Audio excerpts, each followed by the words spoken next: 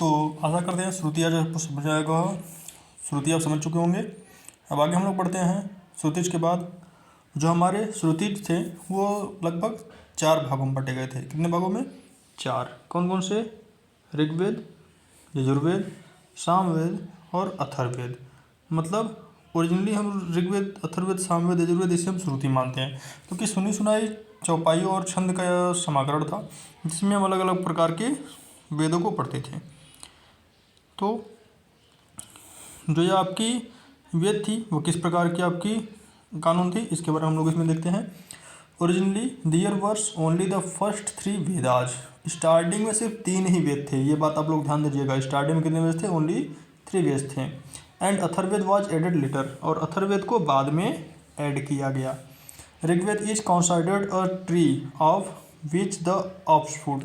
जो ऋग्वेद था बेटा वह ट्री माना जाता है ऑफ ऑक्सफोर्ड के यजुर्वेद एंड सामवेद। मतलब सबसे पहले क्या था? सबसे पहले आपका ऋग्वेद था। ऋग्वेद के बाद आपका जो आया वो यजुर्वेद और सामवेद आगे आया।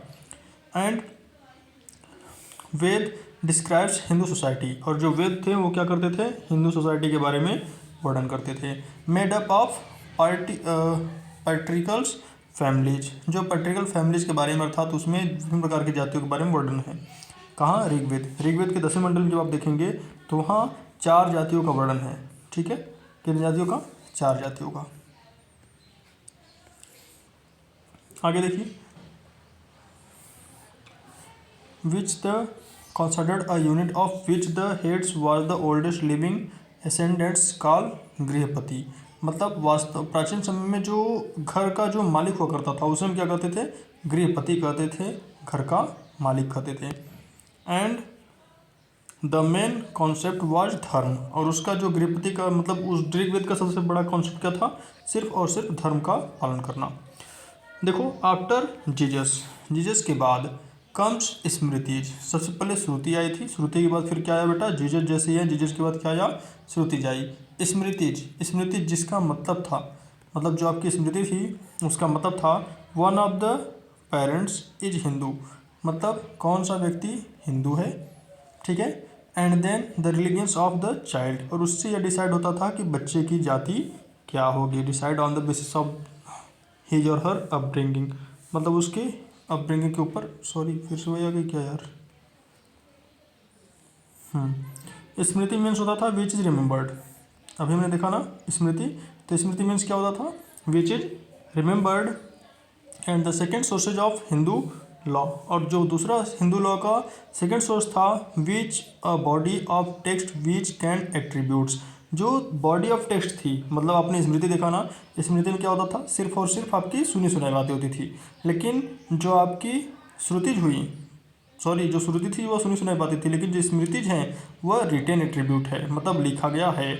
ऑथर अनलाइक्स विच आर ऑथर्स या ऑथरलेस because was transmitted and supplemented solely through generations।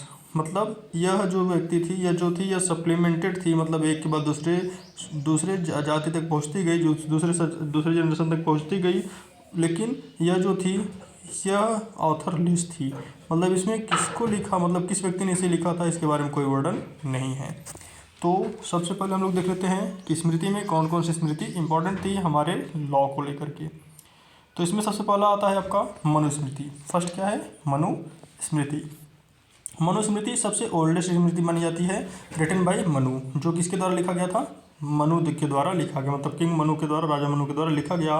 Was supplemented furthers by the generations, और धीरे धीरे इसका विकास होता गया जनरेशन के अनुसार। because writings was not invented and it was transmitted।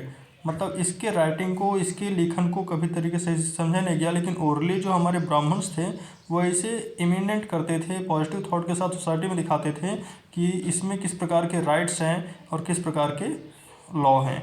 तो इसमें जो स्मृति थी, जो मनुस्मृति थी, इसमें पहली बार आपके वोमेन के साथ साथ शूद्र को भी राइट दिया गया था। सॉरी, वोमेन और शूद्र को राइट नहीं था। मतलब यह जो आपकी स्मृति थी मनुस्मृति, इसमें सिर्फ और सिर्फ ब्राह्मण को पोजीशन दिया गया था, मतलब ब्राह्मण को ही सिर्फ स्थान दिया गया। जरा ध्यान दीजिए, जो यह स्मृति थी ट्रांसमिटेड ओरली थी सिर्फ और सिर्फ ब्राह्मण के लिए, मतलब इसका उच्चारण सिर्फ कौन कर सकता था, सिर्फ और सिर्फ ब्राह्मण कर सकता था। हैड एन इमिनेंट पोजिशंस, और उसको एक इमिनेंट पोजीशन दिया गया था, सबसे अच्छा पोजीशन दिया गया था, कहाँ, मनुस्मृति में। और जो सोसाइटी थी, सोसाइटी में उनका सबसे उच्च पद था, लेकिन जो आपके अनदर जो कास्ट थी जैसे कि ओमेन और शूद्र, इन सबको इसमें कोई राइट नहीं दी गई थी, मतलब इसमें शूद्र और ओमेन के बारे में कोई भी राइट नहीं था। अगला है आप लोगों का याज्ञवल्क्य स्मृति। ये जो आपकी याज्ञवल्क्य स्मृति है, यह लिखी गई थी लगभग बुद्ध और विक्रमादित्य के सीजन में, मतलब यह period written between the period of Buddha and Vikramaditya, मतलब गौतम बुद्ध और विक्रमादित्य के पीरियड टाइम पे इसे लिखा गया था। इट वॉज मोर सिस्टमेटिकली, यह पूरी विस्तृत पूर्वक लिखी गई थी, अरेंज्ड व्यवस्थित तरीके से थी, एंड वॉज मोर कॉन्शियस, और पूरी स्थापित तरीके से मनुस्मृति के विपरीत, मतलब मनुस्मृति की जो चीज़ें थी उसके और भी ज़्यादा ये सिस्टमेटिकली थी, बड़े ही विधिवत तरीके से लिखी थी। And was more liberal than Manu, और मनु से बहुत ज़्यादा लिबरल थी, विस्तृत थी और छोटी भी थी। It recognised same rights for the women in regard to inherit, मतलब वोमेन को भी इनहेरिट किया गया कि उसके पास भी कोई राइट्स है। एंड होल्ड प्रॉपर्टीज, और किसी भी प्रॉपर्टी को वो होल्ड कर सकती थी। And also gave a better status of the शूद्र, और शूद्र को भी एक बेटर स्थान प्रोवाइड कराया गया दैन मनुस्मृति, मनुस्मृति के अलावा। मतलब मनुस्मृति में बोला गया था ना कि सिर्फ और सिर्फ ब्राह्मण को ही इसका उच्चारण करने के लिए लायबल बनते हैं, लेकिन याज्ञवल्क्य स्मृति में सिर्फ और सिर्फ औरतों को ही नहीं बल्कि साथ में शूद्रों को भी एक अच्छा स्थान दिया गया। आगे बात करते हैं नारद स्मृति। ये थर्ड स्मृति है आपकी Narad Smriti. Narad was a Nepali sage. Narad कौन थे, वास्तव में एक नेपाली शेख थे, नेपाली संत थे। एंड इन द स्मृति, और इस जो इन्होंने यह स्मृति लिखी, वर कैन सी, उन्होंने देखा कि हम देख सकते हैं कि he had very broad minded, वो बहुत ज़्यादा विकासशील पर्सन थे देन याज्ञवल्क्य के अतिरिक्त, मतलब नारद स्मृति में याज्ञवल्क्य और आपकी मनुस्मृति के अतिरिक्त बहुत ज़्यादा ब्रॉड माइंडेड विकासशील रूल्स थे।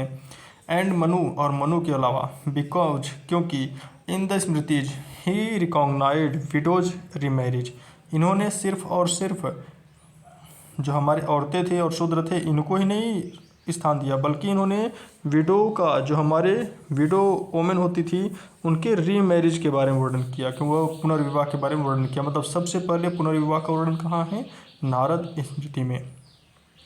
अ वोमेन होल्डिंग प्रॉपर्टी, और यहाँ तक कि कोई भी वोमेन किसी भी प्रॉपर्टी को होल्ड कर सकती थी, अपने पास रख सकती थी। King made law given higher standing, और इस लॉ को राजा के द्वारा बनाया गया और अच्छा स्थान दिया गया। The smriti also laid down rules regarding pleading evidence of witness, और यह जो स्मृति थी यह आपके प्लीडिंग एविडेंस और विटनेस से संबंधित थी। And which was not mentioned at all in the previous smritis, और जबकि पुराने प्रीवियस स्मृतिज में उसमें किसी प्रकार के ऐसे वर्णन नहीं देखने को मिलता।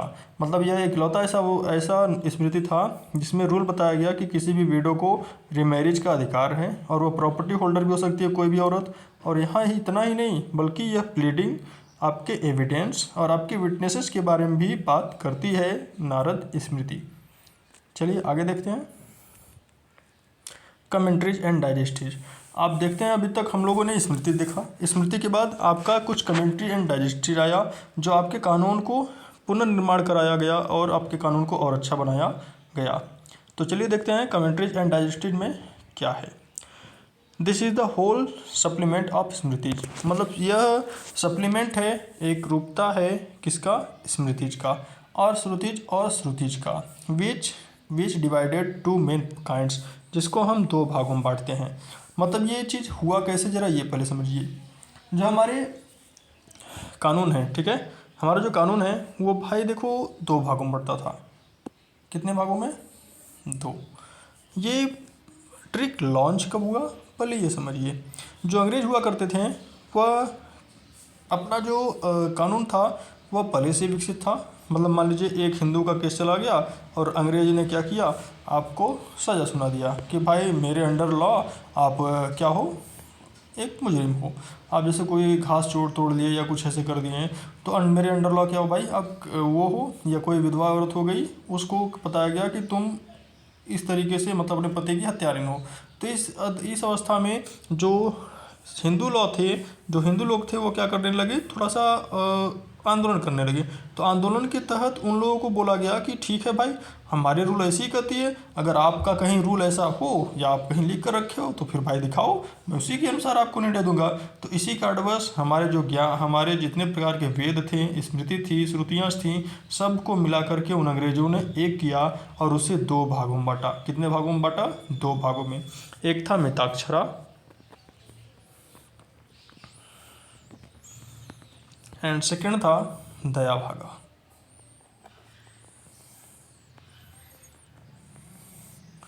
कमेंट्रीज एंड डाइजेशन में हम लोग यही 2 चीज़ देखने वाले हैं, मिताक्षरा और दया भागा को। जो आपका मिताक्षरा है बेटा, ये literate means of Mitakshara is brief compendiums and collections. यह एक प्रकार से ब्रीफ कलेक्शंस है। किसका?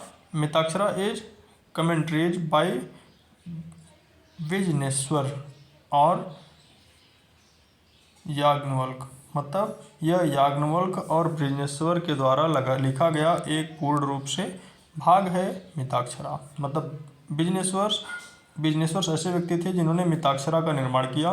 मतलब सभी स्मृतियाँ और श्रुतियाँ को एक बना करके इन्होंने मिताक्षरा बनाया। मिताक्षरा जो था वो smritis was written in the latest half on 21st century, और इसे स्मृतिज माना गया जो आगे चल करके काफ़ी विकसित हुआ और ये 11वीं शताब्दी में लिखा गया। अब जरा बात कर लेते हैं दया भागा की। जो आपका दया भागा है, दया भागा रिटन बाय जिमुतवाना। मतलब जो दया भागा है वह जिमुतवाना के तहत लिखा गया in latest half of 12th centuries, मतलब 12वीं शताब्दी में। 12वीं शताब्दी में दया भागा का निर्माण किया गया।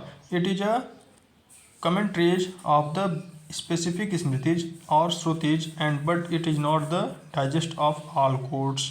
मतलब इसमें क्या किया गया बेटा, इसमें दया भागा में विभिन्न प्रकार की स्मृतिज और श्रुतिज के सभी प्रकार की चीज़ों को कमेंट्री किया गया, एक जगह लाया गया, लेकिन इसमें फिर भी सभी प्रकार के रूल्स नहीं आ पाए।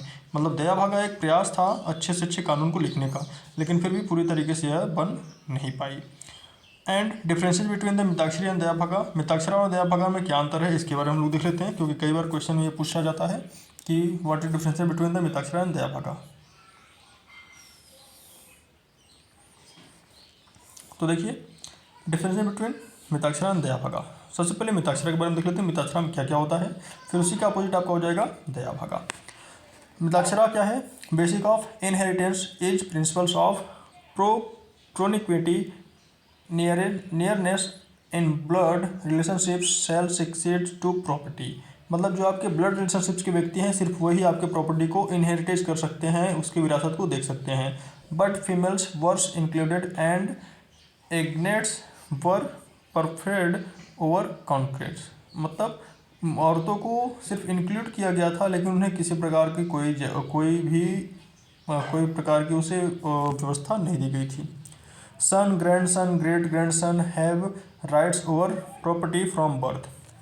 मतलब चाहे आपके पोते हों, पोतियाँ हों या दादा दादियाँ हों, ये सभी की प्रॉपर्टीज आपको आसानी से इनहेरिटेज हो जाएगी। आपको बर्थ से जन्मसिद्ध अधिकार होता है कि आप इसके अपने किसी भी प्लेस को ले सकते हो बर्थ के थ्रू, किसी भी प्रॉपर्टी को अपने किसी भी पूर्वज के। Son has rights to protections partitions during life time of father. मतलब बच्चों को इस प्रकार का राइट था कि वह अपने पापा के समय में, मतलब पापा की उम्र में ही किसी भी प्रकार के अपने प्रॉपर्टी को डिवाइड कर सकते थे या अपने प्रॉपर्टी को बांट सकते थे किसी भी फादर के लिविंग लिस्ट में। एंड जो फोर्थ था doctrine of survivorships and survivings corporations and take the shares in case of death of the coparceners. मतलब जो आपके कॉर्पोरेशनर्स हैं उनकी डेथ पर, मतलब आपके जो संरक्षक हैं उनके डेथ पर कोई भी व्यक्ति उसे सर्वाइव कर सकता है और उसे इनहेरिटेज कर सकता है। बट जैसे ही वो बालिग होते ही उसे वो प्रॉपर्टी सर्वाइव करनी पड़ेगी। मतलब जैसे मान लो ए व्यक्ति है, ठीक है, उसके माता पिता की डेथ हो गई, तो माता पिता के मरने के बाद इसका प्रॉपर्टी कोई इनहेरिट करेगा, मतलब इनहेरिटिंग करेगा।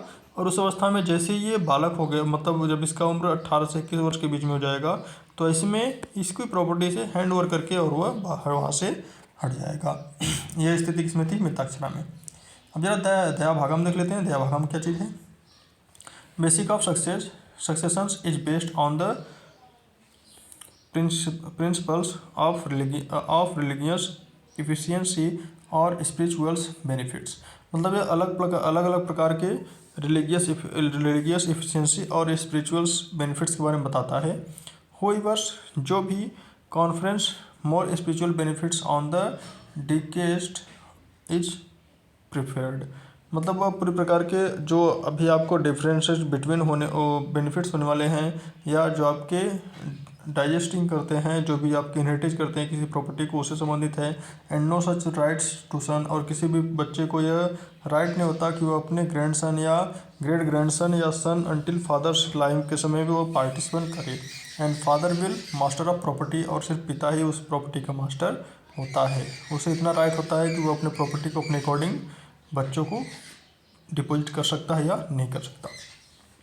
No right to partitions during life time of father. मतलब इसमें कहा गया कि पिता के समय में आप किसी प्रकार के प्रॉपर्टी को आप इनहेरिटेज नहीं कर सकते या उसका पार्टीशन नहीं कर सकते। इफ़ कॉर्पोरेशंस डाइज इसुलेस, यदि कोई कॉर्पोरेशन से कोई प्रॉपर्टी होल्डर से और वो मर जाता है विदाउट, और उसके पास कोई भी बच्चा नहीं है, तो his widow has right to success to his shares. तो उसकी पत्नी को या उसकी विधवा को यह पूरी तरीके से राइट होता है कि वह उसके द्वारा छोड़े गए इस प्रॉपर्टी को इन होल्ड करे, और वह पार्टीशन ऑन हर अकाउंट्स, और वह अपने अकाउंट के अनुसार पार्टीशन कर सकती है। ठीक है, इतना समझ में आया। अब हम लोग देखने वाले हैं सोर्सेज ऑफ स्कूल, मतलब school of Hindu law. Hindu law के अकॉर्डिंग कौन कौन से ऐसे स्कूल्स के अंतर्गत हिंदू लॉ आता है, या किस तरीके से वर्ड हिंदू लॉ बना, उसके बारे में हम लोग देखेंगे। तो सबसे पहले जो मिथिला था, Mithila schools, Banaras schools and Dravida schools and Maharashtra schools, school basis on the Mitakshara. मतलब जो आपके मिथिला स्कूल थे, ठीक है, मिथिला स्कूल, जो बनारस स्कूल था, द्रविड़ स्कूल था और महाराष्ट्र स्कूल था, यह सभी मिताक्षरा पर डिपेंडेंट थे, मतलब मिताक्षरा को बेसिक मानते थे। But Bengal schools only one who is basis on Daya Bhaga. सिर्फ बंगाल का एक ऐसा स्कूल्स था, मतलब बंगाल के लॉ सिर्फ ऐसे थे जो दया भागा पर डिपेंडेंट थे। मतलब दया भागा को कौन सी स्कूल मानती है? बंगाल लॉ, और बाकी सब मिताक्षरा। अब जरा जुडिशियल डिसीजन की बात कर लेते हैं। अभी हमने आपको बताया ना कि जैसे कोई भी अंग्रेज हो गया, कोई अंग्रेज अगर आपको लाइफ टाइम डेथ पेनल्टी दे रहा है तो किस बेस पर देगा, इसके बारे में उसे जानकारी तो है नहीं।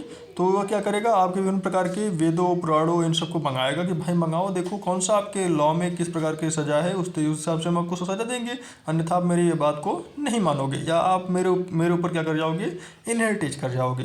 तो इस अवस्था में उन्होंने कहा कि ठीक है, मैं जुडिशियल डिसीजन तभी दूंगा जब आपका लेजिस्लेशंस एक होगा। मतलब उन्होंने क्या किया कि सभी लेजिस्लेशन पार्ट को वह एक करने का प्रयास किए। तो चलिए इसको देखते हैं कि जो आपके लेजिस्लेशंस थे वह किस तरीके से एक किया गया। लेजिस्लेशंस, तो जुडिशियल डिसीजन समझ में आया। अब आगे देखते हैं legislations. Different parts of Indians had different diverse practices and that created confusions when a conflict arrows. मतलब लोग अलग अलग प्रकार से अपने अलग अलग चीज़ों को किया करते थे, लोग अलग अलग प्रकार के कानून मानते थे, और वह अलग अलग तरीके से इनहेरिटेज सज़ा दिए जाते थे। और बात करते हैं कि legislation was a assist way of making law. Legislation जो था वह एक असिस्ट था, एक कानून बनाने का। Form legislations are concrete easily acceptables, मतलब किसी प्रकार से इसे आसानी से बनाया गया, और आसानी से बनाने का सिर्फ एक ही कारण था कि इसे एथोराइज्ड करना। Mostly legislations were reformatives in natures in the startings. मतलब प्रारंभ में जो आपके लेजिस्लेशन थे उनका मेजर टॉपिक था कि वह प्रकृति पर संबंधित हो और वह आपको अच्छे से अच्छा रूल्स और रेगुलेशंस करा सके। तो चलिए देखते हैं कि कौन कौन से ऐसे रूल्स एंड रेगुलेशंस थे जो आपको इनहेरिटेज करने के लिए किया गया। सबसे पहला a, the caste disability removals act. सबसे पहले जो एक्ट बना 1850 में वो क्या बना, कास्ट डिसेबिलिटी। मतलब जो आपकी कास्ट की डिसेबिलिटी थी उन्हें हटाया गया वो 1850 में। मतलब 1850 ईस्वी में आपकी कास्ट रिमूवलिटी की गई, जिसके तहत प्रोटेस्ट किया गया राइट और property of a person's who has converted his religions. मतलब कोई भी व्यक्ति यदि अपने, जैसे बहुत से लोग होते हैं ना कि अपने जाति को क्या करते हैं, कन्वर्ट कर देते हैं, बदल देते हैं, तो इस अवस्था में क्या वह लाइबल होंगे अपने प्रॉपर्टी के लिए। Has been expelled from the caste और कम्युनिटी। तो वह पुराने समय में क्या होते थे, कास्ट बदलते ही लोगों को वहाँ से हटा दिया जाता था उनके रिलीजन से और उसके प्रॉपर्टी से बेदखल कर दिया जाता था। ये चीज़ें प्राचीन समय में होती थी, लेकिन उसके बाद फिर से नई हुई, उसे हटा दिया गया। And the Hindu widows remarriage act 1856। और हिंदू विडो जो रीमैरिज एक्ट थी वो 1856 में लागू की गई, ताकि वह फिर से मैरिज करें, और वह रीमैरिज एक्ट के तहत माना जाता है। And the Hindu will act 1870। और 1870 ईस्वी में हिंदू विल आया, जिसमें Hindu did not have, Hindu को किसी प्रकार से यह नहीं कहा गया कि any law which allows them to make a will this fills the gap. मतलब वह अपने अकॉर्डिंग किसी प्रकार से अपने गैप को, अपने प्रॉपर्टी को कहीं भी फिल कर सकते हैं, कोई भी लाइबल में भेज सकते हैं। एंड जो आपका स्पेशल मैरिज एक्ट है 1874, 1872 में भी बोला गया कि इंटर रिलीजियस, इंटर कास्ट और इंट्रा कास्ट मैरिज। मतलब इसमें अलग अलग प्रकार के जो मैरिज होते हैं, जैसे मान लीजिए हिंदू लोग क्या करते हैं, मुसलमानों से विवाह कर लेते हैं, मुसलमान हिंदू से विवाह कर लेते हैं, या क्षत्रिय से विवाह कर लेते हैं, तो सब स्पेशल मैरिज एक्ट के अंतर्गत आते हैं। और जिसमें हम लोग देखते हैं कि कोई भी व्यक्ति कहीं भी इंटर कास्ट मैरिज या इंट्रा कास्ट मैरिज कर सकता है। यह सभी हिंदू मैरिज अंतर्गत आते हैं। अब जरा बात करते हैं मॉडर्न लेजिस्लेशन की, कि जो मॉडर्न लेजिस्लेशन है वह कहाँ से आया। जो आज के कानून हैं जिसे हम हिंदू लॉ कहते हैं, वो कहाँ से आया या उसको किस तरीके से विकसित हुआ। तो इन 1944 ईस्वी में हिंदू लॉ कमेटी एक बैठाई गई, was made under the chairmanship of sir Benegal Narsingh Rao. मतलब बंगाल नरसिंह राव के चेयरमैनशिप में, राजा के शासन में एक लेजिस्लेशन बैठाई गई। ठीक है, किसी शासनकाल में, Benegal Narsingh Rao. The purpose of the committee, उस कमेटी का सिर्फ एक ही पर्पज था, to make a uniform code, कि एक प्रकार के यूनिफॉर्म कोड बनाए गए, मतलब एक प्रकार के एक लॉ बनाए जाए। एंड फॉर द हिंदुओं के लिए, एंड बीइंग ऑल हिंदूज, और सभी हिंदू को उस कोड के अंतर्गत लाया जाए। मतलब एक ऐसा कानून बनाया जाए कि सभी हिंदू उसके अंतर्गत आ जाएं, हमें बार बार किसी अलग हिंदू के लिए अलग कानून ना बनाना पड़े। तो इस तरीके से एक कमेटी बैठाई गई बंगाल में। बेंगॉल नरसिंह राव ने एक चेयरमैनशिप में एक लॉ कोड बनाया, और ड्राफ्ट कोड मेड इन 1948, और उसी का एक ड्राफ्ट कोड 1948 में बनकर तैयार हुआ। बट हिंदू सेड नो, लेकिन हिंदू ने कहा नहीं भाई, मैं इसे नहीं मानूंगा, नहीं मैं इसे नहीं मानूंगा, क्योंकि this new code would be the attack on their states law. उनका जो अलग से जो लॉ था उस पर कहीं ना कहीं वह लॉ अटैक कर रहा था, मतलब उसे हटा रहा था। And Jawaharlal Nehru decided to drop idea, और जवाहरलाल नेहरू जो थे वह 1948 में इस कानून को बनाने के लिए ड्रॉप कर दिए। तो इस बात पर जो हमारे अम्बेडकर महाराज थे उन्होंने कहा नहीं, मैं अब तो नहीं मानूंगा, मैं रिजाइन करता हूँ अपने इस पोस्ट से। तो इस पोस्ट की रिजाइन की बात सुन करके उन्होंने कहा नहीं, जितने हमारे हिंदू हैं सबके लिए एक रूल होगा और सभी एक ही रूल पर चलेंगे। तो इस तरीके से रिजाइन की जब बात आई 1951 में, तो उन्होंने प्रोटेस्ट किया कि नहीं, मैं नहीं मानूंगा। बट इन द लास्ट, लेकिन अंत में the code was implements in 4 parts, लेकिन वह अंत में जो हमारे कोड थे वह चार भागों में बनकर तैयार हुए। कौन कौन से? हिंदू मैरिज एक्ट 1955, पहला बना हिंदू मैरिज एक्ट 1955, दूसरा बना Hindu succession act 1956, Hindu succession act उत्तराधिकारी act, Hindu minority and guardianship act 1956, Hindu minority act guardianship बना 1956 में, and Hindu adoption maintenance and act 1956। मतलब हिंदू माइनॉरिटी और गार्जियनशिप एक्ट एडॉप्शन मेंटेनेंस आपका 1956 में बनकर तैयार हुआ। आगे देखते हैं दिस एक्ट्स, ये जो एक्ट्स थी modernised the law applicables to Hindu by retainings and the fundamentals frameworks by the reforming the framework। मतलब यह सभी लोगों को विभिन्न प्रकार के एक डिग्री के तहत सभी लोगों को एक कानून के तहत माना गया कि जो हिंदू हैं वह इस सभी के अंत अधीन आएंगे और आज से वो सभी लोग वही वर्क करेंगे जो इसमें लायबल है। अब जरा बात करते हैं सोर्सेज ऑफ लॉ कि जो लॉ के सोर्सेज थे वह कहाँ से आए और किस तरीके से आए। तो सोर्सेज ऑफ लॉ जो पहला है rules of equality, justice and good conscience. Rules of equality थी, वो जस्टिस थी, वो किस तरीके से थी। आप सभी जानते हैं कि सभी लोग इक्वल रहेंगे, जस्टिस रहेंगे, मतलब सभी लोग न्याय के समक्ष समान अधिकार होगा। एंड गुड कॉन्शियंस और अच्छी चेतना रखेंगे अपने इस देश के प्रति। एंड जो कस्टम लॉ थी वह customers given force of law in many situations, अलग अलग प्रकार के सिचुएशंस में उसे अलग अलग प्रकार से कस्टम दिए गए। एंड थ्रू द कमेंट्रीज, और जो कमेंट्रीज थी ट्राई टू इंक्लूड, वह बार बार इंक्लूड करती थी customs building taking and the compilings all the customs in the country like India's with variable parties, कि अलग अलग तरीके से वह पार्टीज जो है वह सब भी कस्टमाइज किए जाएंगे एक ही फॉर्म में। ठीक है, तो मैं ऐसा करता हूँ, इतना आपको समझ में आया होगा। आगे हम लोग पढ़ते हैं हिंदू मैरिज लॉ या मैरिज इन हिंदू लॉ, कि हिंदू लॉ में किस तरीके की विवाह होती हैं, कैसी विवाह होती हैं, इन सब चीज़ के बारे में देखेंगे हिंदू मैरिज लॉ में या marriage in Hindu law. Video आपका काफ़ी बड़ा होने वाला है, तब तक आप लाइक कर दिए, शेयर करिए और सब्सक्राइब करिए और सभी बच्चों को इसमें जोड़ दीजिए ताकि वह हिंदू लॉ को अच्छे से पढ़ सकें। मैं आपका प्यारा मित्र, आप देख रहे हैं लॉ बीम्स। हिंदू मैरिज में लॉ में हिंदू जो मैरिज एक्ट था 1955 में जो बनकर आया, प्राइमरी लेजिस्लेशन कहलाया governing by the Hindu marriage law. Hindu marriage law के अधीन यह था। सेक्शन ए जो है बेटा वह एक्सटेंड करता है टाइटल्स और एक्सटेंड को, मतलब कहाँ पर लागू होगा, किस तरीके से लागू होगा। दिस एक्ट में be called Hindu marriage act 1955। इसका जो सेक्शन फर्स्ट का सबसेक्शन फर्स्ट है उसमें यह बताया गया कि हिंदू मैरिज एक्ट यह जो रूल है वह हिंदू मैरिज एक्ट 1955 के तहत जाना जाएगा। And in extent of the holes of India accept the states of Jammu Kashmir and applies also the Hindu 1920।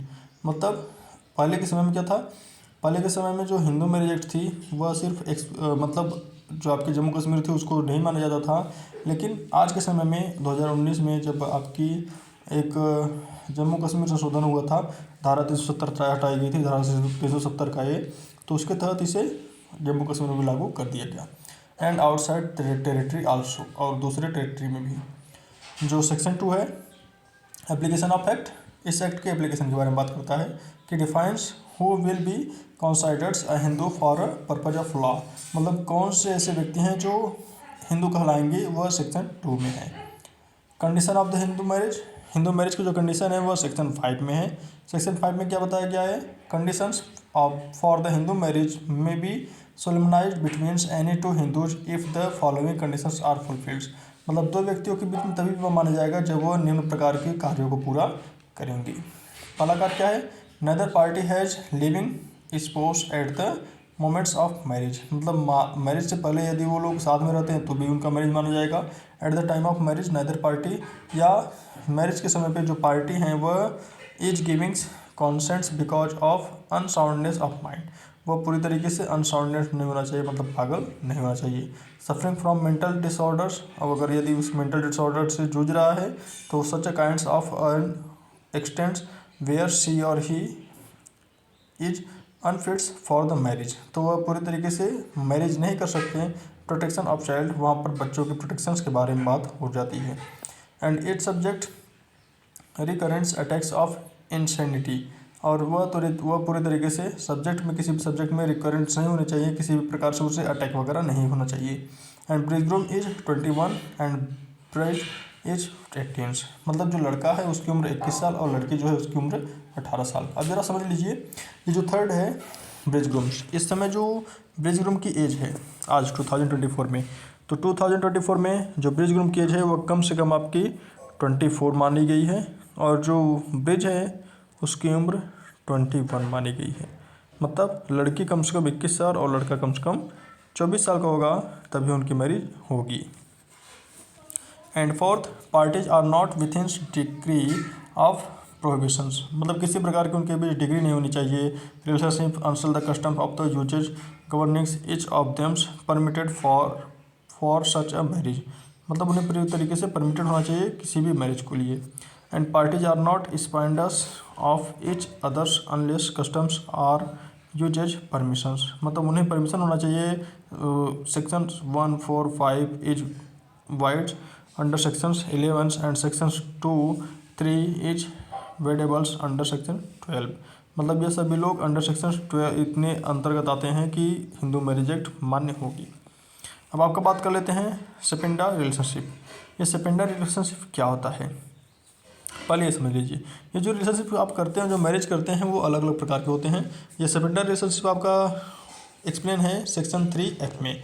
ये होता क्या है, sapinda relationship which refers to any persons extended as the third generation, मतलब आप थर्ड जनरेशन में यदि विवाह करते हैं अपने फादर के, मतलब यदि आप अपने फादर से थर्ड जनरेशन विवाह करते हैं तो सेपेंडर रिलेशनशिप आएगा, और अपनी माँ से आप फिफ्थ जनरेशन तक विवाह नहीं कर सकते। यह आपके हिंदू मैरिज एक्ट में है। मतलब जैसे मान लीजिए कि आपके फादर हो गए, ठीक है, तो फादर के थर्ड जनरेशन ऊपर और नीचे, मतलब ग्रैंडफादर या उनके फादर, और इसमें नीचे आपके सन या सन के नीचे आपके ग्रैंडसन, ठीक है बेटा। आप इन लोगों से विवाह नहीं कर सकते या ग्रैंड डॉटर से विवाह नहीं कर सकते। और जो आपके मदर होती हैं, इसी तरीके से मदर के भी अलग अलग होते हैं। मदर की बात करें तो मदर का मदर या मदर का ब्रदर या उनके सिस्टर्स या उनकी वाइफ या उनके बच्चे, ठीक है, इन सब से आप विवाह नहीं कर सकते। और मदर के थर्ड जनरेशन नीचे की बात करें तो आप उनके सन या डॉटर से विवाह नहीं कर सकते। और सन या डॉटर के बाद आप उन ग्रैंड सन और ग्रैंड डॉटर से विवाह नहीं कर सकते, ठीक है। ऐसे करके आप टोटल 3 जनरेशन फादर के और 4 जनरेशन मदर के कभी विवाह नहीं कर सकते। इसी में बताया गया है एसेस्ट थ्रो। एसेस्ट थ्रो मतलब मना किया जाता है the mother and the 5th generation, मतलब 3 जनरेशन मदर से लेकर and 5th generation ascent to father, और आपके 5 जनरेशन पिता के, मतलब 3 जनरेशन आप माँ से विवाह नहीं कर सकते एंड 5 जनरेशन आपके पिता से विवाह नहीं कर सकते। And also 2 persons are said to be the sapindas of each others, और यदि ऐसा विवाह हो जाता है तो उसे हम स्पेंडा के नाम से जानते हैं कि ऐसा कौन सा मैरिज है, स्पेंडा मैरिज है। आगे देखते हैं कि रूल्स ऑफ स्पेंडा मैरिज क्या होता है, कि मतलब कैसे आप विवाह कर सकते हैं स्पेंडा मैरिज में। तो रूल्स ऑफ स्पेंडा मैरिज में द पर्सन्स कॉन्सर्न्स, पर्सन को पता होना चाहिए would be counted as the first generation, कि वह कौन सा जनरेशन सा है। ऑलवेज गोज और काउंट्स अपवार्ड, सबसे पहले वह स्पेंडा रिलेशनशिप में अपवार्ड की तरफ काउंट करेगा कि कहीं ऊपर की तरफ उसकी माता पिता या किसी प्रकार का कोई रिलेशनशिप तो नहीं है। फिर उसके बाद mothers third generation and father 5th generation, माँ से 5वां थर्ड जनरेशन और पिता से 5वां जनरेशन तक वह काउंट करेगा।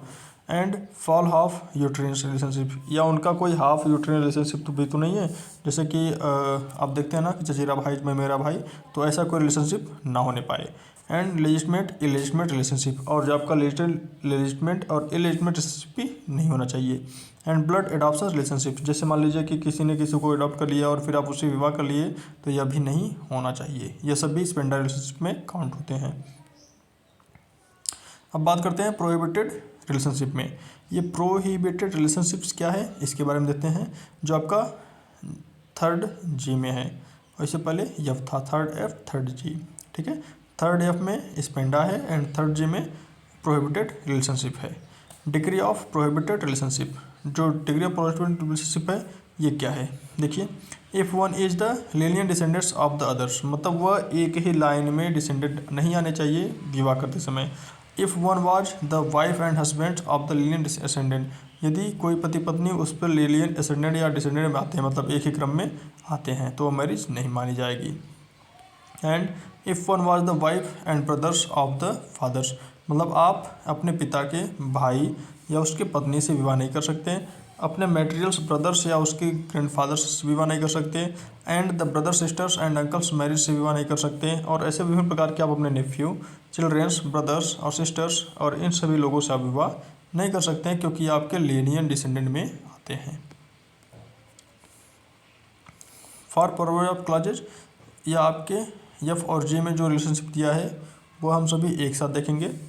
पहला, relationship by half and यूट्रेन blood. जो आपके यूट्रेन ब्लड जैसे होते हैं, जैसे बुआ की लड़की हो गई या बुआ की लड़की हो गई, तो वो हाफ यूट्रेन रिलेशनशिप कहलाते हैं, ठीक है। तो ऐसे लोगों से आप भी विवाह नहीं कर सकते। या मौसी की लड़की हो गई या चाचा की लड़की हो गई, तो इस तरीके से विवाह नहीं हो सकता। एंड इनलेजिटमेट ब्लड रिलेशनशिप भी है तो भी आपकी विवाह नहीं होगी। एंड अंटर कास्ट जितने भी होते हैं सबका विवाह नहीं माना जाता। थर्ड जनरेशन माँ की तरफ से होना चाहिए। एंड आपके फिफ्थ जनरेशन फादर की तरफ से होना चाहिए, ठीक है। इतना ध्यान रखना मैरिज करते समय। अब ज़रा बात करते हैं section 7 ceremony for the Hindu marriage act. क्या बहुत से लोग ये क्वेश्चन करते हैं कि क्या मैंने हिंदू मैरिज किया है तो इसके लिए सेरेमनी करना आवश्यक है या नहीं है। तो इसके लिए हम लोग देखते हैं कि इस हिंदू मैरिज एक्ट में क्या सेरेमनी करना आवश्यक है या नहीं। अ हिंदू मैरिज में be solemnised in accordings with the customary rites and ceremonies of either parties thereto. मतलब कोई भी व्यक्ति जो भी सेरेमनी करता है वो सिर्फ लोगों को यह दिखाने के लिए करता है कि हम अपने कस्टमरी तरीके से विवाह कर रहे हैं और इस तरीके से हम आज से हिंदू मैरिज एक्ट के अंतर्गत बंध गए हैं।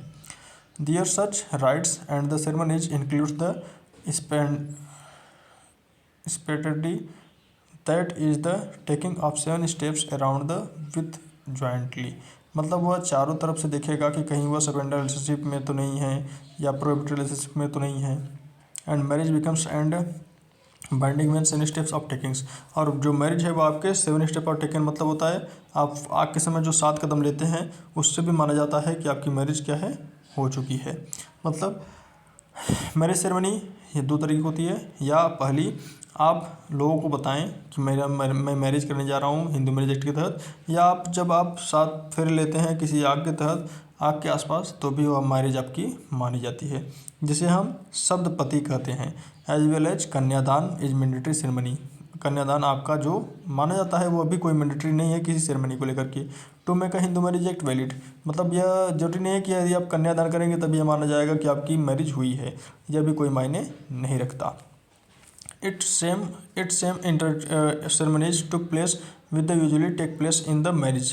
मतलब बहुत से ऐसे कार्य होते हैं जो मैरिज में होते हैं, जैसे सप्तपति एंड कन्यादान टुक प्लेस और नॉट। मतलब ये जरूरी नहीं है कि आपका सप्तपति और कन्यादान हो तभी माना जाएगा कि आपका मैरिज हुआ है, यह जरूरी नहीं है under sections Hindu marriage act. अब जरा बात कर लेते हैं रजिस्ट्रेशन के बारे में कि जो मैरिज एक्ट है वह किस तरीके से रजिस्ट्रेशन कराता है या किस तरीके से लोग रजिस्ट्रेशन करते हैं किसी भी मैरिज में। हिंदू मैरिज रजिस्ट्रेशन एक्ट की बात करते हैं तो यह सेक्शन 8 में दिया है। कौन से सेक्शन 8 में? State governments make rules regarding registration. मतलब स्टेट गवर्नमेंट जो होता है वो अलग अलग प्रकार के आपके रिगार्डिंग मैरिज एक्ट के रूल्स बनाता है कि कौन कौन से ऐसे व्यक्ति हैं जो मैरिज एक्ट के तहत रजिस्ट्रेशन करा सकते हैं। And non registration does not make a wide और इनवैलिड मैरिज। मतलब यदि आपने रजिस्ट्रेशन नहीं कराया है तो यह जरूरी थोड़ी नहीं है कि आपका मैरिज वाइड और इनवैलिड हो जाएगा, ठीक है। इसके लिए कोई आवश्यकता नहीं है, क्योंकि बहुत से ऐसे मैरिज होती है जिसमें रजिस्ट्रेशन कराने की कोई आवश्यकता नहीं होती। जैसे हिंदू मैरिज में क्या होता है, बहुत से लोग सारे जो मैरिज करते हैं वह जरूरी नहीं है कि रजिस्ट्रेशन ही हो।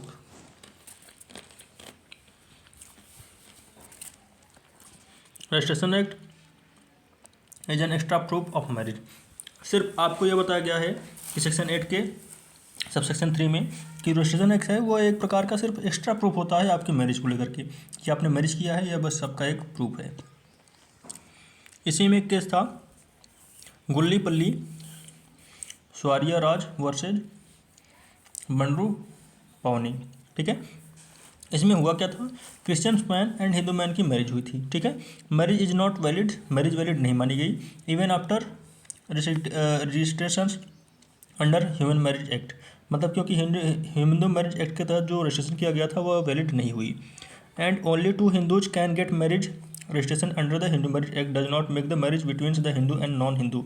मतलब हिंदू मैरिज एक्ट सिर्फ परस्पर दो व्यक्तियों के बीच की मैरिज के बारे में बात करता है जो हिंदू हों, ठीक है। और यदि हिंदू नहीं है तो वह हिंदू मैरिज एक्ट के अंतर्गत नहीं आएगा, वो हमेशा कहाँ आएगा, स्पेशल मैरिज एक्ट के अंतर्गत आएगा। यही चीज़ कहा गया गुल्ली पिल्ली वर्सेज बंद्रू पौनी में, क्योंकि जो बंद्रू पौनी थी वह आपकी हिंदू थी और जो गिल्ली पिल्ली थे वो क्रिश्चियन थे, ठीक है। इन सेक्शन 8 की बात करें तो condition for the Hindu marriage act के बारे में बताया गया है कि कौन कौन से कंडीशन हैं कि आपके हिंदू मैरिज एक्ट कहलाएंगे। तो आपका section 1, 4 and 5 are void in under section 11। मतलब 1, 4, 5 जो आपका सेक्शन है वो यह बताता है कि सेक्शन 11 के अंतर्गत आता है। And but 2 and 3 are valuables voidables in the under section 12। और जो 2 एंड 3 है वह वाइडेबल अंडर सेक्शन 12 के अंतर्गत आता है। There are other grounds for making a marriage voidables in section 12। आपके कुछ ऐसे मैरिज एक्ट हैं जो सेक्शन 12 के अंतर्गत आते हैं। In the marriage is not been consummated on to importance of respondent and if respondent is pregnant at the time of marriage। मतलब यदि कोई भी रिस्पोंडेंट है, कोई भी महिला है जो प्रेग्नेंट है मैरिज के टाइम से, and by some others persons than partner और कुछ टाइम बाद उसे पता चलता है तो वास्तव में ऐसी होगी कि वह बच्चा उसी का माना जाएगा, ठीक है। In the concept of obtains by frauds और फोर्स। मतलब ये पूरी तरीके से ऑप्शन भले ही फ्रॉड होगी, लेकिन वी कैन सी दैट हम देखते हैं कि the Hindu marriage act 1955 in section 5(3) जो 5 का 3 है वह यह बताता है कि the marriage age limit for marriage is given, but we can also see that if the bride, यदि महिला जो है और ब्रिज ग्रूम, और जो ब्रिज ग्रूम है are not of the minimum age the marriage voidables not void. मतलब यदि दोनों का उम्र नहीं हुआ है तो वह पूरी तरीके से वाइडेबल हो जाएगी और वाइड नहीं मानी जाएगी। There is not a case in the special marriage act 1954 और वह स्पेशल मैरिज एक्ट में भी नहीं जाएगा, क्योंकि जब आपका एज नहीं है तो जाहिर सी बात है कि वहाँ कभी भी स्पेशल मैरिज एक्ट नहीं होगी। Where it is considers a void marriage, और उसी तरीके से वह कंसिडर करेगा किसी वाइड मैरिज को। Through this childs marriage and the stills punishables under section 18। मतलब यदि ऐसी मैरिज होती है तो आपको अंडर सेक्शन 18 के तहत आपको पनिशेबल किया जाएगा। और also prohibitions of child marriage act 2006, और इस तरीके से प्रोहिबिशन करता है 2006 के मैरिज एक्ट को। इसमें एक केस है जो पी वेंकटरमन वर्सेज स्टेट था 1976 का। इसमें आईपीसी का सेक्शन लगा था जिसमें कहा गया था कि जो बच्चा है वह अंडर कास्ट है, मतलब अंडर कास्ट होने के अलावा और वह अंडर एज भी था, ठीक है। इस कारण बस अंडर एज होने के कारण वह मैरिज अनवैलिड मानी गई, इनवैलिड मानी गई और वह मैरिज खारिज कर दी गई। आगे हम लोग देखते हैं मेंटेनेंस। हिंदू मैरिज एक्ट में मेंटेनेंस क्या क्या होती है, किस तरीके से मेंटेनेंस हम लोग को देखते हैं, या किस तरीके से सभी लोग मेंटेनेंस करते हैं अपने बच्चों की, अपने बड़ों की, उसके बारे में देखेंगे। जो हिंदू मैरिज एक्ट 1955 है इसमें मेंटेनेंस है। And Hindu adoption act maintenance act आपका पॉलिसी अलग से बना है। And criminal procedure act code 1973 से संबंधित है। तो चलिए हम लोग देखते हैं कि हिंदू मैरिज एक्ट 1955 में किस प्रकार की मेंटेनेंस के बारे में बात करता है।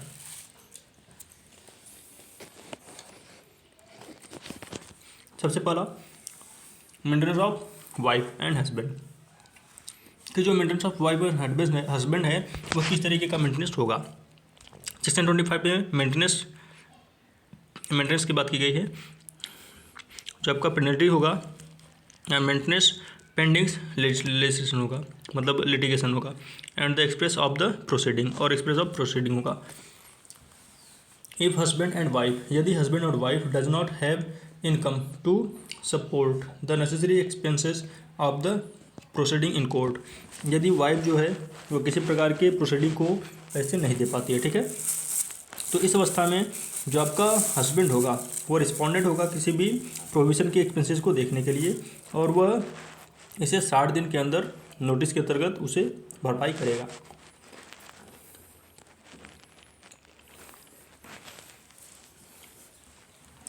The maintenance pendent and lead can be also given in proceeding which is there is declares and the marriage null and void, और इस तरीके से वह अंत में दोषी घोषित करेगा कि आपका मैरिज नल है और वाइड है, मतलब मान्य है या नहीं है। The valid marriage is not essential requirements for the maintenance under this sections. मतलब ये जरूरी नहीं है कि अंडर दिस सेक्शन आपका मैरिज वैलिड ही होगा, ठीक है। Any proceeding in the court in the maintenance of section 24, सिर्फ 24 में इस बात के लिए बोला गया कि आपका जो मेंटेनेंस है वह कोर्ट के मदद से आपको देना पड़ेगा, जितना कोर्ट परमानेंट करे, ठीक है। And section 25 permanent alimony and maintenance. आप लोग देखते हैं कि बहुत से ऐसे लोग होते हैं जो परमानेंट एलिमनी बनाते हैं और मेंटेनेंस देते हैं। तो चलिए देखते हैं जो आपका सेक्शन 24 बात करता है, Hindu marriage act. Ordered by the court at the time of passing of the decree, जैसे कि कोई आदेश पारित हो गए, ठीक है, कोर्ट के द्वारा। Any times subsequented that the respondent shall pay the applicants for his और हर मेंटेनेंस एंड सपोर्ट। मतलब वह तब एप्लीकेंट लाइबल होगा किसी भी तरीके से उसे मेंटेनेंस देने के लिए। And a gross sum of the monthly and periodically, मतलब वह मंथली दे सकता है या किस समय के लिए दे सकता है या एक्सटेंडिंग कर सकता है लाइफ को तब तक जब तक वह जीवित है। And the sum would be decided keepings in the minds in the income and property, and वह अपने प्रॉपर्टी को भी इनहेरिटेज कर सकता है किसी भी सर्कमस्टेंसेस में। गेट्स रीमैरिज, और मतलब या तो फिर उसका रीमैरिज करा दिया जाए उस महिला का या पुरुष का, तो ऑटोमेटिक आपका जो मेंटेनेंस है वह समाप्त हो जाएगी। And had sexuals in intercourse out of the wedlock, या आप उसको इंटरकोर्स के और सेक्सुअल के लिए तो वहाँ भी आपको मेंटेनेंस देना पड़ सकता है। Hindu adoption and maintenance act 1956, जो हिंदू में एडॉप्शन एंड मेंटेनेंस एक्ट है 1956, उसमें देखते हैं कि किस तरीके से आपका मेंटेनेंस दिया गया है। सबसे पहले बात करते हैं तो मेंटेनेंस ऑफ वाइफ जो सेक्शन 18 में है, maintenance of widow daughter and law section 19 में है, maintenance of child and age persons वो आपका सेक्शन 20 में है। सेक्शन 21 की बात करें तो डिपेंडेंट्स डिफेंडेंट्स एंड 21 में, and maintenance of dependents section 22 में। ज़रा इसके बारे में हम लोग बहुत ही अच्छे तरीके से डेफिनेशन के साथ पढ़ेंगे। तो चलिए देखते हैं मेंटेनेंस। सेक्शन 18 जो है वह बात करता है इन सब cases wife of entitles to maintenance if she does not live with her husbands in her spirit living. मतलब क्या कहा गया कि जैसे मान लीजिए कि कोई एक ऐसी औरत है, ठीक है, कोई एक ऐसी औरत है जो अपने हस्बैंड से सेपरेट हो गई है, अलग हो गई है और अलग जी खा रही है, तो इस अवस्था में वह किसी भी सर्कमस्टेंसेस में ऑकर करती है कि वह हस्बैंड से क्या ले, मेंटेनेंस ले, ठीक है, किसके जस्टिफाइड होने के बाद। और अगला concluding in the same houses और husbands habitually resides with the combined each where, मतलब किसी भी तरीके से वह कहीं से भी अपना मेंटेनेंस ले सकती है। कन्वर्जन मतलब होता है किसी प्रकार के आपका जब आप कोई धर्म परिवर्तन करते हैं तब वहाँ मेंटेनेंस दे सकते हैं। एंड एनी अदर केसेस, और अलग प्रकार की अगर कोई भी आपकी डिग्री जारी की गई बाय द कोर्ट तो वहाँ भी आपको मेंटेनेंस देना पड़ेगा। जैसे बात करते हैं wife is ineligibles would be for maintenance in the same cases like if she is in chastels और converted her religions from Hinduism. यदि कोई दूसरी महिला हो गई, वो अपनी धर्म को बदल ली है, तो क्या वह मेंटेनेंस ले सकती है या नहीं, यह आपका केस डिसीजन करता है नीलम मल्होत्रा वर्सेस राजेंद्र मल्होत्रा। यह एक केस था, इसमें क्या हुआ था, मेंटेनेंस पेंडेनेट किया गया कोर्ट में कि through not providing for the section 18, कि वह सेक्शन 18 के तहत मुझे मेंटेनेंस नहीं दे रहे हैं। Granted by the court because a side could take years of the settles and until then not granted pendant lit maintenance would be against the spirits of section 18। मतलब उन्होंने क्या किया कि अपने आप को पूरी तरीके से बदल लिया दूसरे धर्म के प्रति, तो इस तरीके से सेक्शन 18 इनहेरिटेड कर गया और इस तरीके से वहाँ मेंटेनेंस उन्हें दिया नहीं गया। सेक्शन 19 की बात करते हैं मेंटेनेंस ऑफ विडो डॉटर, मतलब जो विडो डॉटर होते हैं उन्हें किस तरीके से मेंटेनेंस दिया जाता है या किस केस में दिया जाता है उसे देखते हैं। In the case of death husband, पति की मृत्यु के बाद her maintenance would be taken by her father, उसकी जो मेंटेनेंस है उसके पिता के द्वारा दी जाएगी। Liabilities of the fathers in the law comes, मतलब कानून के तहत या उसे अधिकार है या वह लाइबल होगा उसे उस औरत को या तो वह रीमैरिज कराए और उसे मेंटेनेंस प्रदान करे, ठीक है। इसमें का आपका केस था एनिमुथु वर्सेज गांधीमल। अगला है section 20, children and aged parents maintenance. जो आपके बच्चे होते हैं, बच्चों के मेंटेनेंस के लिए क्या क्या करना होगा आपको, या पेरेंट्स के लिए मेंटेनेंस के लिए क्या क्या करना होगा। इसमें क्या होगा, Hindu is bounds of maintenance his और हर लेजिटमेट और इलेजिटमेट चिल्ड्रंस। मतलब जो आप पर निर्भर हैं और निर्भर नहीं हैं, उन सभी बच्चों को आपको देखना पड़ेगा, चाहे वो आपके एड पेरेंट्स ही क्यों ना हो, क्योंकि children of a persons can only claims maintenance as long as they are minor. मतलब जब तक वो माइनर हैं, जब तक वो छोटे हैं, तब तक वो क्लेम कर सकते हैं अपने मेंटेनेंस को लेकर के।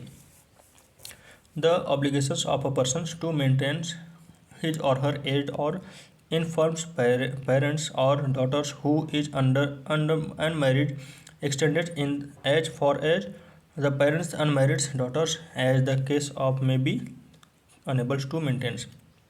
मतलब कोई भी पेरेंट्स यदि वो बूढ़ा है या अपने बेटी का विवाह नहीं किया है, या जब तक अपने बेटे का विवाह नहीं किया है तब तक वह उसके मेंटेनेंस को देखता रहेगा, और जैसे ही ये सारी चीज़ें हो जाती हैं तो वह अर्निंग ऑफ अदर प्रॉपर्टी को लेकर के parents also include the children step mothers. मतलब स्टेप मदर के साथ भी वो अपने क्या करेंगे, मेंटेनेंस देखेंगे। अब जरा बात कर लेते हैं एडॉप्शन। एडॉप्शन किस तरीके से आप किसी व्यक्ति को एडॉप्ट कर सकते हो, किस तरीके से आप किसी व्यक्ति को अपना बना सकते हो by the adoption. Hindu adoption act and maintenance act 1956 में जो आया था, जो डील्स करता है किसी भी एडॉप्शन को लेकर के अंडर 5 to 17। अंडर जो सेक्शन 5 है हिंदू एडॉप्शन मैरिज एक्ट, इसमें बताया गया कि कोई भी व्यक्ति एडॉप्ट कर सकता है, रेगुलेट कर सकता है बाय दिस चैप्टर्स, इस चैप्टर के द्वारा। मतलब आप किसी को एडॉप्ट कर सकते हो, किसी को ले सकते हो। And requisites of the valid adoptions, और वह आपका रिक्वेसाइड करेगा एक वैलिड एडॉप्शन को। सेक्शन 6। सेक्शन 7 की बात करें तो capacity of a male Hindu to be taken an adoptions, या कैपेसिटी यह बताता है कि आप किस तरीके से आप किसी मैरिज, इंटरकास्ट मैरिज को आप लेंगे और नहीं। Capacity of females Hindu to take in adoptions, या आप किसी महिला को किस तरीके से एडॉप्शन कर सकते हैं, इसके बारे में वर्णन है। सेक्शन 9 में पर्सन कैपेबल फॉर गिविंग एडॉप्शंस, कोई पर्सन किस तरीके से अपने बच्चों को एडॉप्शन के लिए दे सकता है। पर्सन हु में बी अडॉप्टेड। सेक्शन 10 में कौन व्यक्ति बच्चे को एडॉप्ट कर सकता है, इसके बारे में वर्णन है। Section 11 other condition for the valid adoption, मतलब दूसरे जो उनसे कंडीशन होते हैं एक वैलिड एडॉप्शन की। Section 12 effect of adoption, adoption के क्या क्या इफेक्ट है। 13 right of adoptive parents to the dispose of their properties. And 14 determination of adoptive mothers and certain cases. 15 valid adoption not to be cancelled, मतलब किसी प्रकार का अगर वैलिड एडॉप्शन है वो कभी भी कंसिल नहीं होगा। 17 prohibitions of the certain payments. अब बात करते हैं सेक्शन 6 की, रिक्वेस्ट ऑफ वैलिड एडॉप्शन, मतलब कौन कौन से एडॉप्शन आपके वैलिड माने जाते हैं। No adoption shall be valid unless, वो एडॉप्शन तब तक वैलिड नहीं माने जाएंगे जब तक कि a person adopted has been capacity and also the right to take in adoption, मतलब जब तक कोई व्यक्ति किसी दूसरे व्यक्ति को एडॉप्ट करने के योग्य ना हो जाए, कैपेसिटी ना हो जाए उसकी, तब तक वह राइट एडॉप्शन नहीं माना जाएगा। The person given in the adoption has the capacity to do so, मतलब किसी व्यक्ति को एडॉप्शन की जो कैपेसिटी है वह होनी चाहिए सेक्शन 9 के तहत। The person adopted is capable of being taken in adoption and, मतलब कौन सा व्यक्ति किस तरीके से एडॉप्ट करेगा वह आपका कैपेबल बनाता है सेक्शन 10 के तहत। Section 11 the adoption is made in the complaints of with the others conditions maintains, मतलब आप यदि किसी प्रकार से मेंटेनेंस के तहत, मेंटेनेंस यदि आपके कैपेबल नहीं है तो आप किसी व्यक्ति को आप कभी भी एडॉप्ट नहीं कर सकते। आपका पर्सनल लॉ में एक 2010 में अमेंडमेंट हुआ था कि आप किस व्यक्ति को अडॉप्ट कर सकते हैं। Concept of the wife of mandatory in adoption, मतलब यदि आप किसी व्यक्ति को अडॉप्ट करते हैं, ठीक है, तो वहाँ आपके वाइफ की जो कॉन्सेंट है, सहमति है, वो होना चाहिए। अगर नहीं है तो वैलिड अडॉप्शन नहीं मानी जाएगी। Should be in the written and the positive affirmative act done, और वो भी लिखित होना चाहिए। ठीक है,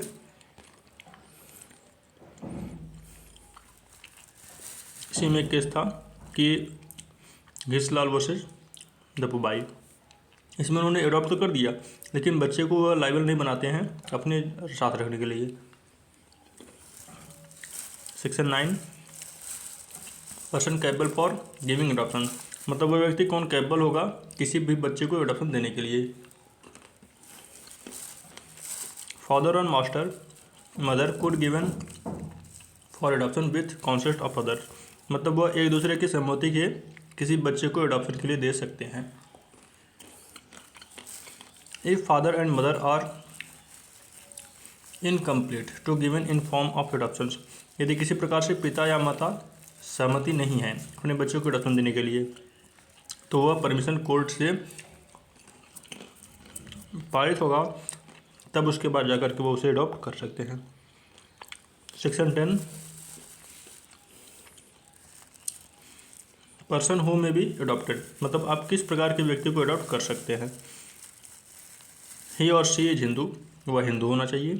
ही और she has no already been adopted, वह पहले से एडॉप्ट नहीं किया जाना चाहिए। 3, ही और she has not been married, उसका विवाह भी नहीं होना चाहिए। ही और she has not complete the age of 15 years, मतलब उसकी उम्र भी 15 से ज़्यादा नहीं होनी चाहिए, तभी आप उसे एडॉप्ट कर सकते हैं। Section 11, other condition for a valid adoption, मतलब कौन कौन से कंडीशन है जो वैलिड एडॉप्शन करते हैं। यदि adoption sons and the adopted fathers और mothers must not have the Hindu son, यदि किसी भी माता पिता किसी दूसरे बच्चे को जो हिंदू है उसे एडॉप्ट ना करें या हिंदू के सन के सन को ना करें, तो इस अवस्था में वह अवैलिड मान जाएगा। And if the adoption is not a daughters then must not have the Hindu daughter और सन्स, यदि वो आपके किसी भी हिंदू डॉक्टर या हिंदू डॉटर्स को नहीं लेते या सन को नहीं लेते तो एडॉप्शन वैलिड माना जाएगा। If the person is adopted the child of opposite sex, मतलब यदि उसे अपोजिट सेक्स से लिया जाए किसी बच्चे को और वह 21 साल से ऊपर हो, तो यह पूरी तरीके से शुड बी देयर्स होगा, डिफरेंसेस होगी। एंड द सेम में नॉट बी अडॉप्टेड सिमेसुअली बाई 2 और मोर पर्सनस, मतलब उस बच्चे को 2 बार एडॉप्टेड न लिया गया हो, इस बात का भी ध्यान रखना पड़ेगा। The child to be adopted must be actually given and taken the adoption by the persons parents और गार्जियन, मतलब यदि आप उस बच्चे को अडॉप्ट कर रहे हो तो उसके पेरेंट्स और या गार्जियन की सहमति होना बहुत ज़रूरी है, otherwise it will be cancelled, और यह अन्यथा कैंसिल मानी जाती है।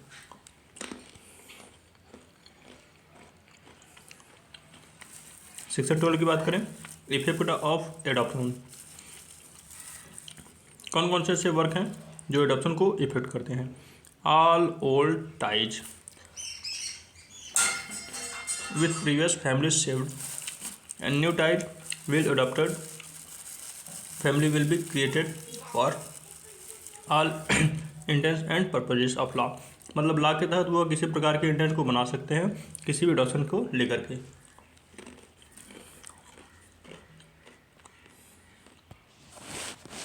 सबसे बड़ी चीज़ कि जो एडॉप्शन चाइल्ड है वह can't be marriage a persons who we could not have marriage और लायर्स, मतलब उस व्यक्ति का सबसे बड़ी चीज़ कि मैरिज नहीं होनी चाहिए, यदि उस व्यक्ति की मैरिज हुई है तो वह किसी प्रकार से एडॉप्टेड नहीं कहलाएगा।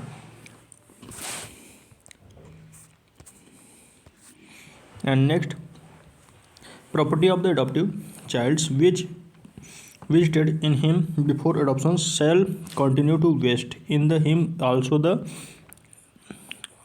obligations attached with the property will still remains, मतलब जैसे मान लीजिए कि एक व्यक्ति हो गया, ठीक है, इसने इस व्यक्ति को एडॉप्ट किया और इसकी प्रॉपर्टी 10 बीघा है, 10 बीघा इसकी प्रॉपर्टी है, और इसने इसको क्या किया, एडॉप्ट कर लिया ना, तो एडॉप्ट करते ही जो इसकी प्रॉपर्टी थी ठीक है, वो प्रॉपर्टी उसकी ही रहेगी। एडॉप्शन में कभी भी प्रॉपर्टी ट्रांसफॉर्म नहीं होती, इस बात का ध्यान दिया जाता है। सिर्फ उसके पेरेंट्स और गार्जियंस चेंज होते हैं। ठीक है,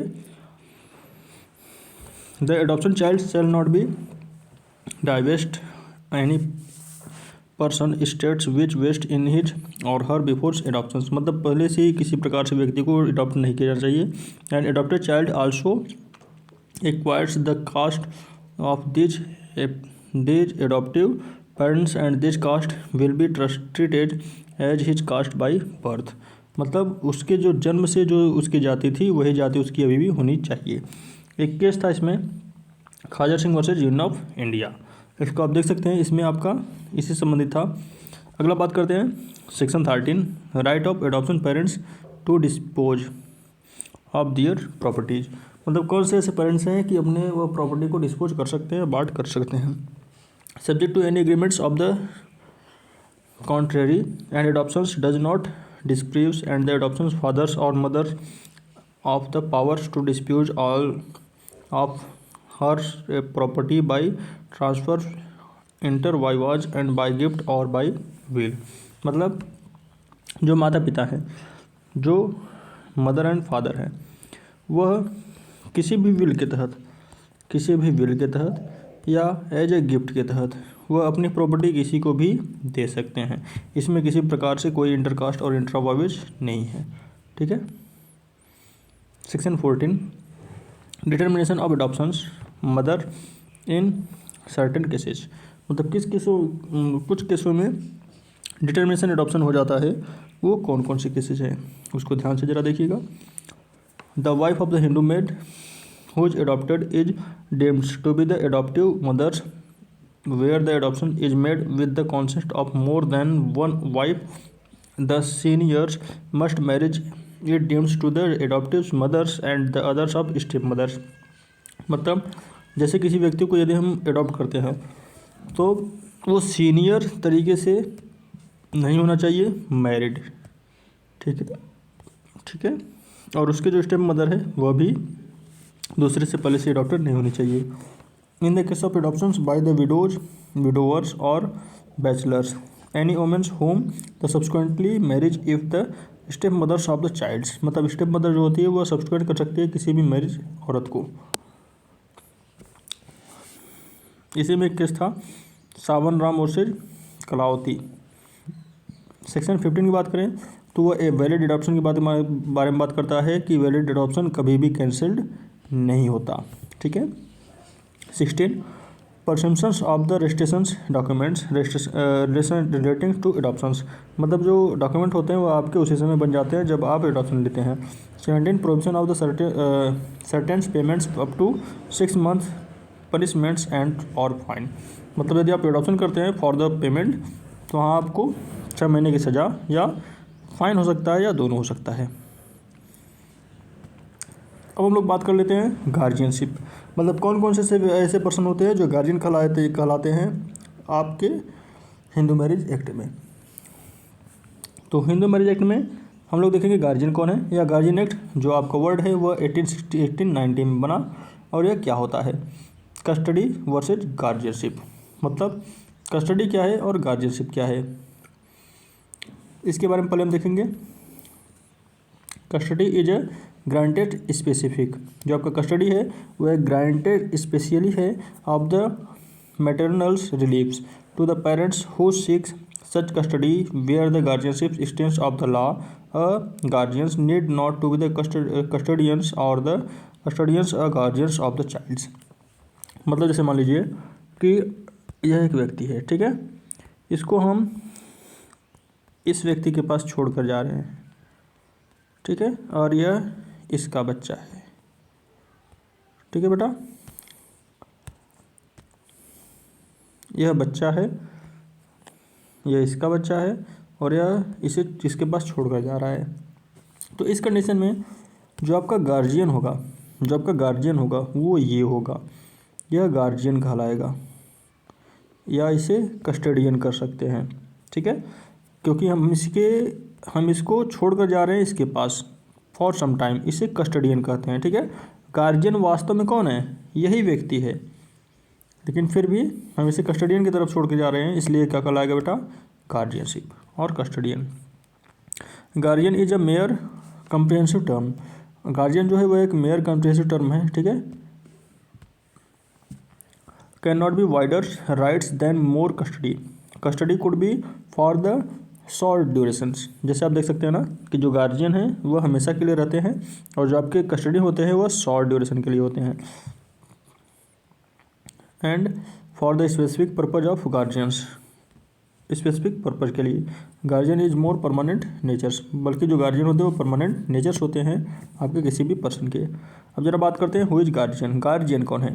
section 4B of the Hindu marriage act of guardians act 1956 में वर्णन किया गया है कि गार्जियन का मतलब होता है पर्सन्स, वह व्यक्ति जिसके पास a care person of minors हो, ठीक है, और द प्रॉपर्टीज और द बर्थ और द पर्सन्स और द प्रॉपर्टीज एंड इंक्लूड्स। मतलब किसी प्रकार के यदि व्यक्ति को छोड़ा जाए काफ़ी लंबे समय तक किसी दूसरे व्यक्ति के पास तो वो गार्जियन कहलाएगा। यह कौन कहता है, सेक्शन 4। चाहे आपकी उस व्यक्ति की प्रॉपर्टी ही क्यों ना हो, चाहे उस व्यक्ति का बच्चा ही क्यों ना हो, वो भी माइनर। इसमें पहला है अनेचर गार्जियंस। एक इसमें दो प्रकार के गार्जियन होते हैं, एक नेचर होता है, एक एडॉप्टेड गार्जियन होता है। एडॉप्टेड गार्जियन होता है किसी विल के द्वारा जो माइनर्स बच्चे के माता पिता बना कर जाते हैं, ठीक है, जिसे हम टेस्टामेंट्री गार्जियन कहते हैं। मतलब टेस्टामेंट्री गार्जियन क्या है, जो माता पिता के द्वारा कोई विल के द्वारा बनाकर गया हुआ गार्जियन है वह टेस्टामेंट्री गार्जियन कहलाता है। अगला अ गार्जियन अपॉइंट्स और डिक्लेयर्स बाय द कोर्ट। दूसरा होता है इस प्रकार का गार्जियन जो किसी कोर्ट के द्वारा बनाया जाए, ठीक है। और तीसरा हो गया, चौथा अ persons empowered of the act as such as the under the any enactment relating to the any court of words। या किसी व्यक्ति के द्वारा वह गार्जियन बनाया जाए या देखा जाए कोर्ट के भाषा में। तो वास्तव में who is guardian, who is natures guardian. Guardian वास्तव में कौन है, section 6 of Hindu marriage minority of guardian relationship act के बारे में बात करता है कि जो गार्जियन है वह लेजिटिमेट माइनर चाइल्ड के गार्जियन हो सकते हैं, जैसे कि फादर और मदर आपके कस्टडी हैं, mother age below of 5 years of age, मतलब 5 वर्ष के ऊपर में, 5 वर्ष की छोटी उम्र में वह एक्सपायर हो जाए या चली जाए, तो इनलेजिटिमेट माइनर चाइल्ड है, ठीक है। तो इनलेजिटिमेट माइनर चाइल्ड की स्थिति में जो आपका गर्ल है, हस्बैंड है, वो उसके गार्जियन कहलाएंगे। अब बात कर लेते हैं डिस्क्वालिफिकेशन फ्रॉम नेचुरल गार्जियन। मतलब नेचुरल गार्जियन से किस प्रकार से वह डिस्क्वालिफिकेशन हो सकते हैं। If he has ceased to be a Hindu, मतलब यदि वह केस्ट होता है हिंदू के तहत। If he has completely and finally renounced the world by the becomings a hermits, मतलब वानप्रस्थ के तहत वो हर्मिट किया जाए या हटाया जाए, एंड एसिस्टिक्स या याति और सन्यासी बन जाए। मतलब यदि वो किसी प्रकार से सन्यासी बन जाए या अपने आप को वानप्रस्थ के तहत अपने आप को सन्यासी घोषित कर दे, तो इस तरीके से डिस्क्वालिफिकेशन हो सकता है किसी भी नेचुरल गार्जियनशिप से। एंड सेक्शन 8 बात करता है power of natural guardian. Natural guardian के क्या क्या पावर्स होते हैं। To do all acts with the necessaries और reasonables and purpose for the benefits of the minors, मतलब किसी भी छोटे बच्चे के लिए वो कुछ भी कर सकता है।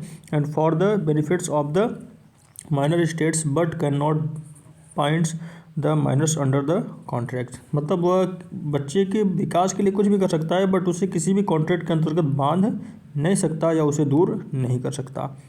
And guardian can lease of property but not for more than 5 years, मतलब किसी प्रकार से वह लीज कर सकता है प्रॉपर्टी को 5 years के लिए, उससे ज़्यादा नहीं। और for the term which extend more than years of the dates of minors attending majority, मतलब जब वो बच्चा छोटा सा बच्चा कोई माइनर है तभी आप उसके समय में काफ़ी समय तक आप उसके हकदार हो सकते हैं। And guardian can not transfer mortgage and charge sale and gift and exchange, लेकिन जो गार्जियन होते हैं वो किसी प्रकार से ट्रांसफ़र नहीं कर सकते, मॉर्टेज नहीं कर सकते, चेंज नहीं कर सकते, सेल नहीं कर सकते, किसी भी गिफ्ट नहीं दे सकते किसी को, और एक्सचेंज भी नहीं कर सकते किसी भी बच्चे की प्रॉपर्टी को, ठीक है, और बिना कोर्ट के परमिशन के। अगला है if there is the necessity of there is the evidence of advantage, यदि ऐसा कोई पाया जाता है कि ऐसी वर्क है तो उसे मेजोरिटी बनती है किसी प्रकार से सज़ा की। 9 की बात करें तो टेस्टामेंट्री गार्जियनशिप है जिसमें आपको उसके पावर के बारे में बताया गया है कि टेस्टामेंट्री गार्जियनशिप के पास यह राइट होता है कि वह माइनर चिल्ड्रेन के गार्जियनशिप के डेथ के बाद वह माइनर का माता पिता के केस में वह उससे एक्सरसाइज करेगा, उसकी प्रॉपर्टी को इनहोल्ड करेगा और उसके प्रति जो भी कार्य है उसे अटेंड करेगा। Other provisions of Hindu guardianship minority act 1956 में वर्णन किया गया है सेक्शन 10 में कि a minors can be guardians if of others minors but can not the guardian for the another minors property. मतलब यदि किसी व्यक्ति को गार्जियन बनाया जाता है, ठीक है, किसी व्यक्ति को यदि गार्जियन बनाया जाता है तो इस अवस्था में वो सिर्फ उस व्यक्ति का गार्जियन होता है, ना कि उसके प्रॉपर्टी का गार्जियन होता है। मतलब उसकी प्रॉपर्टी को इनहोल्ड तो कर सकता है लेकिन बेच नहीं सकता या उसे नुकसान नहीं पहुँचा सकता। अंडर सेक्शन 11, सेक्शन 11 की बात करें तो de facto guardians not be deals with minors properties after the commencements of this act. No person shall be entitled to dispose of the deals with the property of the Hindus marriage act and marriageship. मतलब किसी प्रकार से किसी व्यक्ति को आप guardian जब तब तक हो जब तक आप उसके प्रॉपर्टी को सोल्ड और इनहेरिटेज ना करो, ठीक है। तो आज के लिए इतना ही मेरे प्यारे मित्र। मैं आशा करता हूँ कि आपको मेरी वीडियो सबसे अच्छी लगी होगी और आप अगर मेरे चैनल पर नए हैं तो ज़्यादा से ज़्यादा लाइक करिए, शेयर करिए और सब्सक्राइब करिए। मैं आपका प्यारा मित्र CK यादव।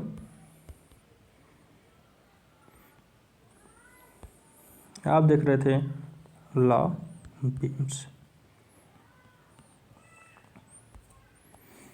अभी हमने एक ही वीडियो में, फर्स्ट वीडियो में हिंदू लॉ के विभिन्न प्रकार के रूल्स को समझा और हिंदू लॉ में कौन कौन से इंपॉर्टेंट होते हैं उन सब चीज़ को देखा। आगे हम लोग प्रयास करेंगे कि हिंदू लॉ के बाद जो अलग से हमारी सब्जेक्टिव चीज़ है, ठीक है, हिंदू लॉ के बाद हम जो अलग से चीज़ है उसे देखें। और यदि मेरे चैनल पे आप नए हैं तो ज़्यादा लाइक करिए, शेयर करिए, सब्सक्राइब करिए और इसे 1 मिलियन तक पहुंचा दीजिए। और यह आप लोगों की प्रेम और स्नेह से हो सकता है, अन्यथा नहीं। तो चलिए आज के लिए इतना ही। आगे हम लोग पढ़ेंगे कुछ दिन बाद हिंदू लॉ के विभिन्न प्रकार के जो आपके इम्पोर्टेंट केसेज हैं उसे देखेंगे। आज के लिए इतना ही। Tata, bye bye, have a nice day my dear friends.